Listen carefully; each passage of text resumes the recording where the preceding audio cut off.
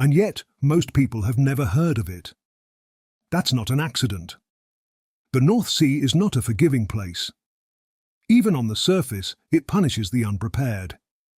Below it, at working depth, the ocean becomes something else entirely, a pressurized alien environment where the human body is one failed seal away from catastrophe. Saturation diving is the method used to work at extreme depths without having to constantly decompress. Divers live for days or weeks in a pressurized habitat, their bodies slowly equilibrating to the crushing pressure of the deep. When the dive is over, they spend days in a controlled decompression chamber, slowly returning to surface pressure. The logic is elegant. The margin for error is almost non-existent. On the Byford Dolphin, the system worked like this: two pressurized living chambers connected to a diving bell, which could be lowered to the seabed and back. A trunk, a pressurized connecting tube, joined the living chambers to the bell.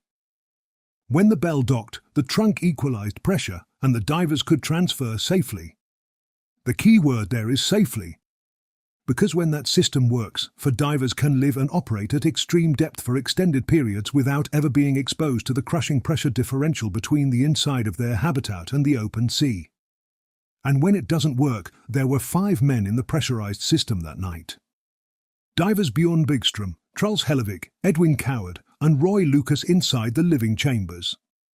Dive tender William Crammond outside, operating the clamp mechanism on the trunk. The dive bell had returned. The divers were in the process of transferring back into the living habitat. Crammond was at the clamp. What happened next took less than 1 second. The trunk clamp was opened prematurely. Or it failed. The precise cause has never been fully and officially agreed upon. But in that fraction of a moment, the pressurized interior of the habitat, held at 9 atmospheres, was exposed to the open ocean pressure outside. 9 atmospheres of pressure. Instantly. Gone. The explosive decompression that followed was so violent, so instantaneous, that the human body had no time to respond, no time to suffer in the way we typically understand suffering. It was simply obliteration. Crammond, standing outside the clamp, was killed instantly by the pressure wave. Inside the chamber, the 4 divers died in ways that investigators and medical examiners found almost impossible to document without clinical detachment. The pressure differential, the sudden, catastrophic equalization, did to the human body what pressure does to sealed containers in a vacuum. One of the divers, Truls Hellevik, was partially outside the trunk when the clamp released. He bore the full force of the decompression directly. We will not linger on the details here. But the official Norwegian investigation report does.